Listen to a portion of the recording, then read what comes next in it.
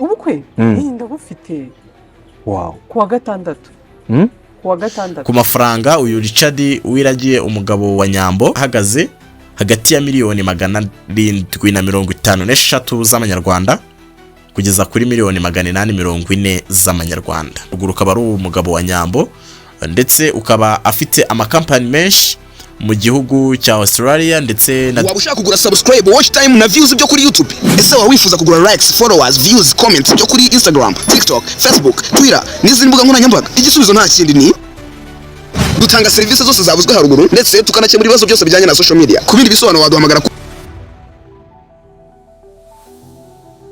Your pressure is our focus. Yes, mbashimiye kuba muhisemo gukurikira Mind Empire News. Nk'ibisanzwe nishizo G, umwami w'ubwiza bw'abagore n'abakobwa, the king of Nyashandi beautiful girl. Ku bantu bashya icyo gukora no gukanda like, share, subscribe ndetse na comment, ntuyibagirwe yo kuvuga uburyo ubonye ikiganiro. Uwo ngubu uri kubona muri screen yawe bamwita Richard wiragiye, ukaba ari umugabo wa Nyambo nkuko mwabibonye kuri thumbnail ndetse ubwo no kuvuga kuri iyo foto uri kubona muri screen.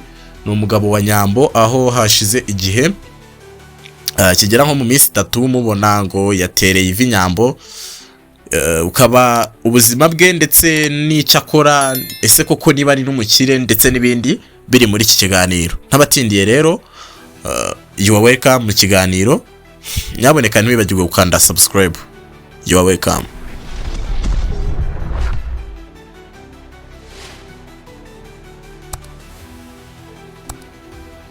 Oyi bamwita Richard wiragiye, ukaba afite imyaka hagati ya 30 na 35.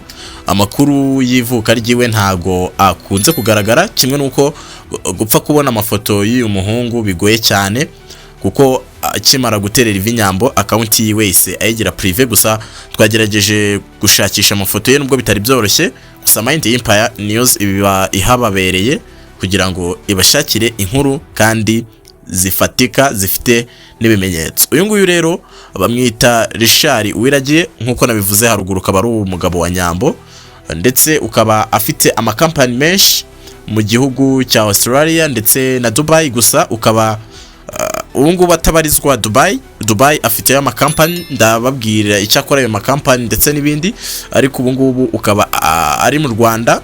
Ukaba amakuru dufite azagenda ubukwe ndetse n'indi misango yose y'ubukwe imaze kurangira akagenda muri honeymoon aryanye na Nyambo. So uyu nguyu rero bamwita wiragiye Richard, ukaba ubundi ahatuye ari Australia, gusa ntago ari umu diaspora mu bundi buryo kuko uyu nguyu ni Kanyarwanda yavukiye mu Rwanda, nuko yasoje kwiga akajya gukorera business hanze y'u Rwanda.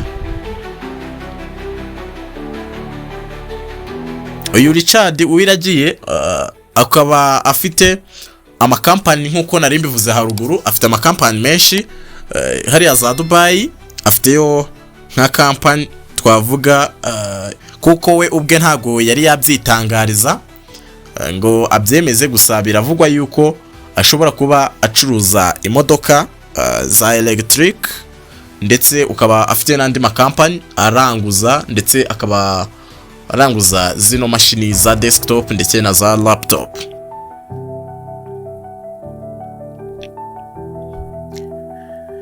Uyu nguyu Richard kandi wiragiye, ubwo no kuvuga ngo deka wenda tubikoreshe mu buryo bwa nyabwo, no kuvuga uyu mugabo wa Nyambo ukaba azwiho kuba agisoza kwiga nyine ari wa mujene uba warashakishije amafaranga. Nkuko bizi Nyambo ntago ari umukobwa uri aho ngaho wavuga ngo urahita wisukira, ugomba kuba ufite amafaranga. Ndetse nkuko Nyambo yarabivuze, yari yavuze yuko adashaka umuntu ukoresha social media, kandi uwo muntu ukaba nyine atari umuntu ugira amatiku, ukaba atari umunyarwanda. Ndetse uyu musore rwose we na Nyambo urabona yuko ibintu abari fresh, ntago wavuga ngo ntago baberanye, baraberanye of course kuko nkuko bigaragara nawe ku mafoto uri mureba, n'umusore usa nkaho atuje cyane. Mu kiganiro rero cyatambutse nibwo ne nababwiye uti mu kindi kiganiro ndaza mbahereza amakuru meza cyane ajyanye n'uyu musore. Uyu musore kandi nanone ukaba bivugwa yuko mu minsi yo ku hagati ngo yo ku wa gatatu no ku wa gatandatu bafite kujya kwa Nyambo kumusaba. Ubwo no kuvuga ngo ibyo ibyo kongera kwiyereka ababyeyi ndetse no kubateguza ko bazaza gusaba byo birimo biraba muri no minsi turimo. Twakomeje kugenda tureba ku mbuga nkoranyambaga dusanga ngo witwa Titi Brown ewana abantu bamumereye nabi ngari kuririra mu myotsi. Gusa Titi Brown we ku ruhande rwiwe akazi kiwe karacyakomeje cyane ko mu minsi ishize ya performingiye hariya muri stade Amahoro, kandi ukabona yuko indirimbo ye Urare imaze kurebwa n'abasaga miliyoni n'ibihumbi 400 kuzamura. Ni ukuvuga ngo Titi Brown ameze neza, we ku ruhande rwe nta kintu aranabasha kubitangazaho. Ibi bintu rero impamvu iri tera ivi rya Nyambo ritakunze kugaragara hano kuri social media byatuwe nuko Nyambo we ngo yifuzaga yuko ibintu byiwe byose biba privé, cyane yuko ngo hari abantu benshi bivugwa yuko bashaka kuba babicira ubukwe mu mafaranga. Tugarutse ku kijyanye na Richard Uwiragiye, ngo ndimo ndababwira ibintu ndimo nsoma ku mbuga nkoranyambaga zigiye zitandukanye.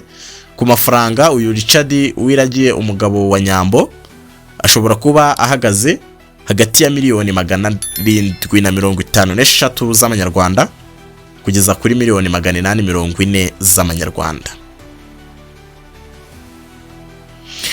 Amahirwe menshi rero andi makuru ndi kubona abantu bakomeje kugenda bavuga nuko ngo uyu Nyambo filime ari gukora ni filime nziza. Jondi nabashije kuba narebaho bice bikeya. Ni filime irimo uyu Nyambo ndetse na Kiramani, ukaba ari filime iri guca kuri YouTube channel yitwa ngo Miss Nyambo. Ukaba iyi filime ari filime igendeye ngo ku mateka, ngo ukaba ari true story. Iyo filime ukaba ngo yitwa Nkunda. Iyi filime yitwa Nkunda ukaba bivugwa yuko ari nayo filime ya nyuma mushobora kuba mubonyemo Miss Nyambo wanyu. Ni filime ishingiye ku bantu baba mu cyaro. Nyambo akinamo nta kagura afite, atagenda bamugurira akagare ndetse n'ibindi. Ukaba ari filime imaze iminsi 12 isohotse, ukaba imaze kurebwa n'ibihumbi 181 ku rubuga rwa YouTube. Nyambo rero ukaba iyi filime yitwa ngo Nkunda bivugwa yuko ariyo filime ya nyuma mushobora kuba mubonyemo, kuko usibye nabo hari n'abandi muzi bakinaga amafilime bamaze gushakwa bahita babura. So ubwo rero mwamushyigikira kuko bivuga yuko ari ubwa nyuma mukamushyigikira mukamusapotinga. Gusa nyirubwite we mu gihe tutaramufatisha ku murongo wa telefone ngo twumve icyo abivugaho, niba azakomeza filime kuko hani niyo izakorerwa Australia. Niba rero azakomeza amafilime cyangwa ukaba agiye kuyahagarika wenda by'igihe gito ntawamenya, no gutegereza nyirubwite tukumva icyo abitangazaho. Tuvuye nanone no kugenda ducagagura tuvuye kuri Nyambo nanone tukongera tukagaruka ku mugabo we Uwiragiye Richard. Urebye ku mbuga nkoranyambaga nka Instagram yiwe yise ayigira private, no kuvuga ngo ntago twamenya ngo akoresha mbese Instagram ye imaze igihe kingana gute, kuko nyine Instagram ye yayise ayigira privé. Ndetse n'aya mafoto yagiye hanze ntago tuzi ngo mbese yashyizwe hanze nande, kuko urebye nko kuri platform za Nyambo nta foto nimwe ya biriya birori byiwe igaragara kuri platform za Miss Nyambo. Nkuko bigaragara kuri platform za Nyambo, Nyambo amaze aheruka kuba yagira ikintu postinga kuri Instagram ye ku itariki 11 July. Icyo gihe ya postingaga umuvandimwe Mitsutsu Comedie. Nibwo mbona Nyambo ubwe aheruka kwipostingira ku itariki 27 June. Ubwo 27 June nawe nk'umuntu mukuru ugomba kubara ukamenya ati ku itariki 27 June ni ryari. So ubwo rero hagize andi makuru tumenya kuri Uwiragiye Richard twayabagezaho. Gusa ibyo tubabwiye kuba ari umunye businessman ibyo ntago twabigarukaho. Reka tuze gusubira mu makuru yandi turi bugende tubashakira kubiri kuvugwa hano ku mihanda ndetse n'andi makuru atandukanye. Tubibutsa yuko dufite ikiganiro bitagira ubuzima aho twigisha abagore, abakobwa, abagabo kubijyanye no kwakwita ku musatsi wawe, kubijyanye n'uburyo wakwita ku ruhu rwawe. Ukaba ushaka ibyo biganiro wareba muri video zabanje cyangwa se ukareba muri description, ndaza gushyiramo link. Ndetse tutibagiwe yuko turi kumwe na Aguka Promoter aho bagufasha kuba wabona amasaha 4,000 byoroshye ndetse n'abasubscribers 1,000 byoroshye, ama views, ama like, ama comment ndetse n'ibindi. Gusa unabaye ufite ibibazo bijyanye na social media, barakwibiye channel cyangwa se ibindi waribagiwe ama password ndetse n'ibindi, ukaba Aguka Promoter iraza kugufasha kubigeraho byoroshye cyane. Reka rero mbashimire kuba twabanye muri iki kiganiro. Njyewe mwari muri kumva kuri mikoro nk'ibisanzwe ni Shizoji, umwami mu bwiza bw'abagore n'abakobwa, the king of Nyash and beautiful girl. Reka duhure mu biganiro biri butambuke mu kanya gatoya. Hasta la vista, ndabakunda cyane.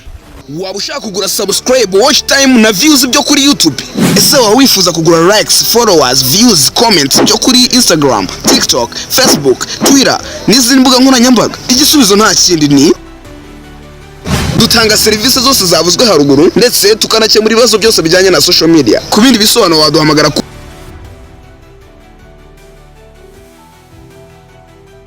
Your pressure is our focus. Wabikeneye gukora video,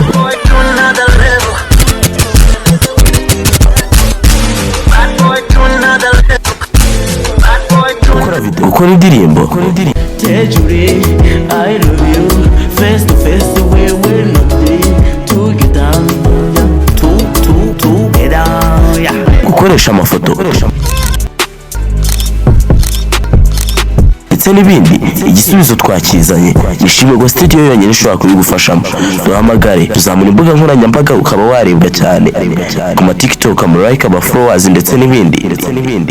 Ukeneye kwamamaza, twandikire nanone kuri izo nimero tubigukorere mu gihe gitoya utangire kumenywa na bose. The Mixer TV, make your show your future.